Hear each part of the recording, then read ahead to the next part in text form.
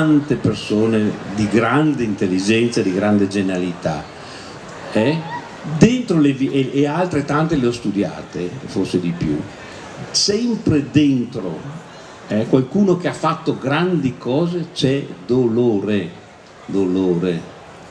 Scusi, il libraio, dove sono il libraio? Non è che ha una coppia per caso di sfamiglia? Sì, colgo l'occasione per dirvi che abbiamo dei libri che il professore poi al termine, questo è il nostro librario di fiducia. Chi vuole potrà farsi autografare. Ecco, una cosa, poi le domande le teniamo per la fine. Chiedo scusa. No, tranquilla. Infatti volevo intervenire perché col professore, conoscendolo bene, non è un discorso personale, è un discorso rivolto a tutti. Siamo passati dalla felicità alle campane, ma soprattutto al dolore, ecco, quindi so che Giancarlo ha preparato anche delle domande di altro genere, quindi diamo spazio magari a Giancarlo, poi andiamo avanti intanto che il professore cerca la pagina. Grazie. Dedico questa mezza paginetta. Pensi di essere un genio? Sì, se esiste una cosa simile io lo sono. E quando te ne sei accorto? Ma quando avevo circa 12 anni ero sicuro di esserlo, ma non se ne era accorto nessuno e ride.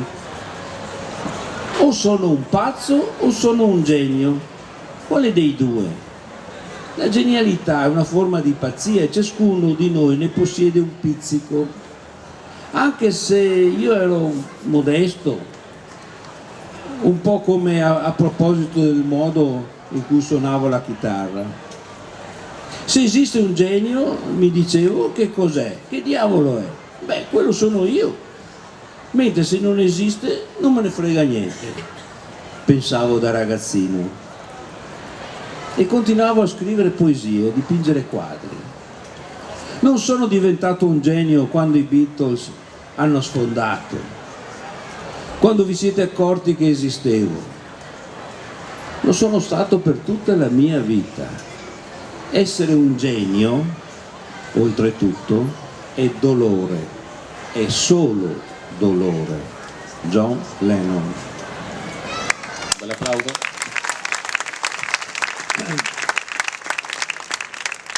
Presentazione della grande del grande concerto dell'estate.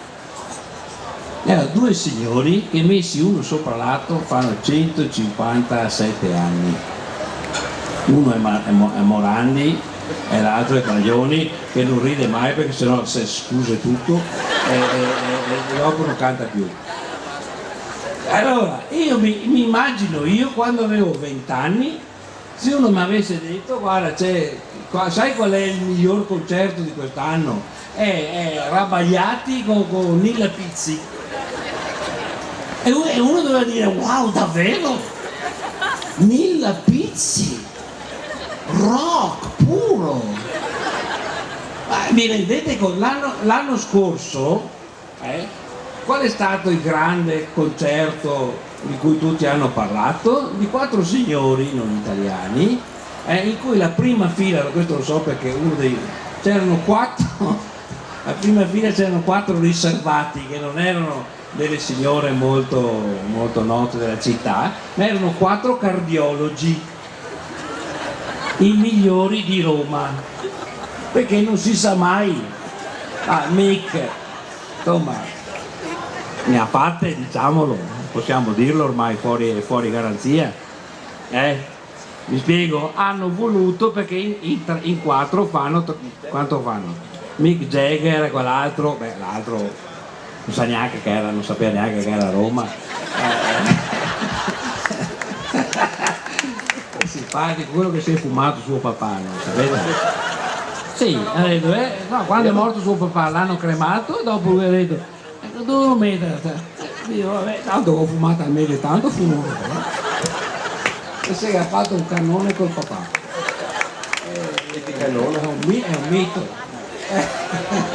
No, per dire, capito? Allora c'è un problema però, che dobbiamo pensare che c'è un vuoto di creatività e di innovazione, perché se il nuovo sono 4 signori che hanno 72 anni di media è un problema, qualcuno se lo dovrà pure porre, o no? Mi spiego. E la stessa cosa vale per la letteratura, la stessa cosa vale in buona parte per il cinema italiano. Negli anni 60 il più modesto si chiamava Antonioni o Fellini o no, o De Sica, sta gentina qua. Beh, adesso, insomma, sì, grande evento il 1° gennaio, notatelo ragazzi, che Cozzalone, nuovo film imperdibile, giusto? Noi siamo passati da Antonioni a che Cozzalone. Due geni. Mi spiego? Nessuno dice niente? Va bene così? Va bene così? Va bene così, arrangiatevi. Io continuo a guardarmi classico. Il professor Crepè è ospite di QDP News qui a Cison di Valmarino. Siamo reduci da un'intervista in piazza. Professore, quali sono le sue sensazioni? Bello, una bella gente, mi è sembrata molto attenta, credo e spero che si siano anche divertiti, perché parlare di cose serie lo si fa solo se ci si diverte, perché sennò diventa troppo pesante. Io credo che quello che è successo stasera sia una riprova che la gente vuole ancora parlare, interrogarsi, non arrendersi. Professore, abbiamo fatto un'intervista di 2 ore, nessuno si è mosso. Questo conferma che quando si dicono cose intelligenti forse le persone le comprendono. Non sta a me a dirlo. Io è il mio mestiere quello di tenere la gente seduta per 2 ore, quindi perché parlare di certe cose non lo puoi fare per battute, non può essere, la cultura non può essere un Twitter, quindi occorre pensare, riflettere, cercare di approfondire, e per fare questo bisogna tentare in qualche modo di sedurre le persone, di portarle a fare un percorso con te, poi andranno a casa, ci ripenseranno e spero che sia utile. Un'ultima battuta, professore, cosa pensa di una festa con 400.000 persone in 10 giorni, tutta gestita da volontari, un esercito di volontari?